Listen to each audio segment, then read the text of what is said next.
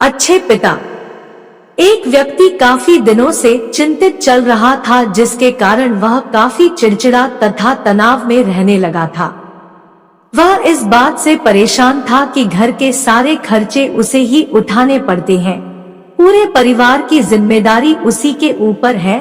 किसी न किसी रिश्तेदार का उसके यहाँ आना जाना लगा ही रहता है। इन्हीं बातों को सोच सोच कर वह काफी परेशान रहता था तथा बच्चों को अक्सर डांट देता था तथा अपनी पत्नी से भी ज्यादातर उसका किसी न किसी बात पर झगड़ा चलता रहता था। एक दिन उसका बेटा उसके पास आया और बोला, पिताजी मेरा स्कूल का होमवर्क करा दीजिए।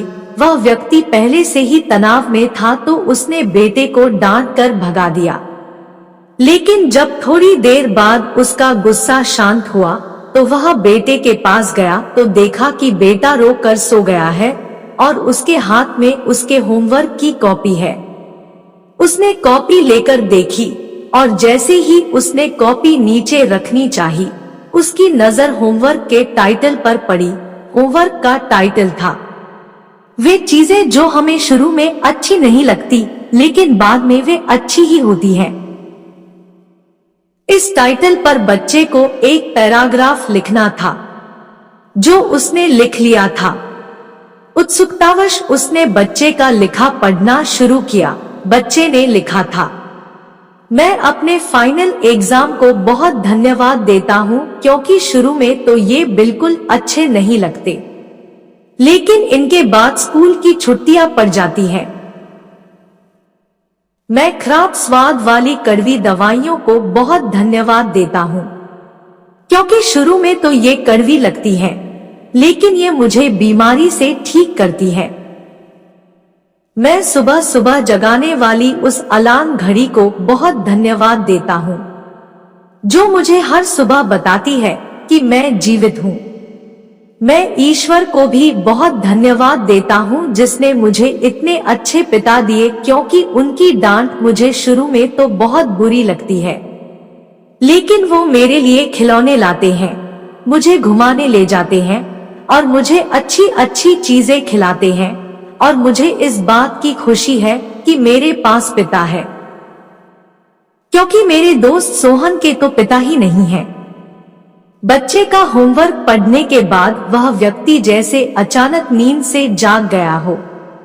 उसकी सोच बदल सी गई।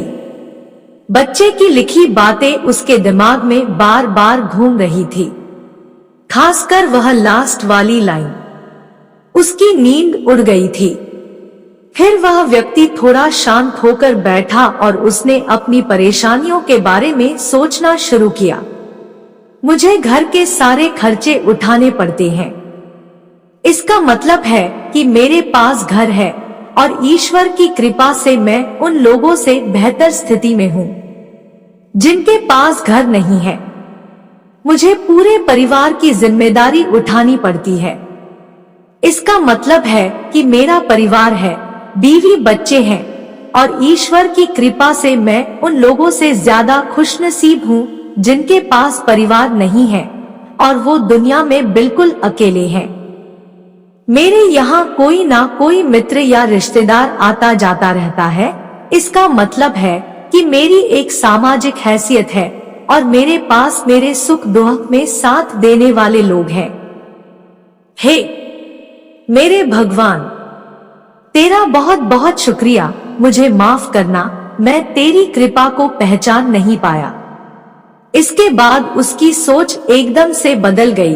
उसकी सारी परेशानी, सारी चिंता एकदम से जैसे खत्म हो गई।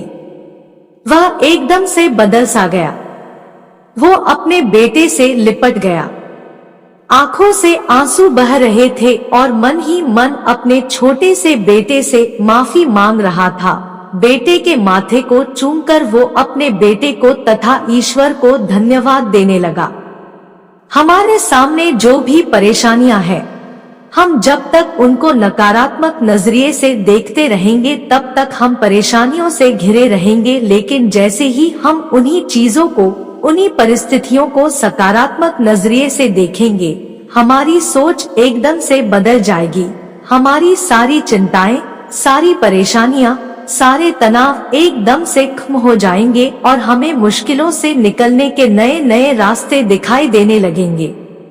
कहानी अच्छी लगी हो तो वीडियो को लाइक और शेयर करें।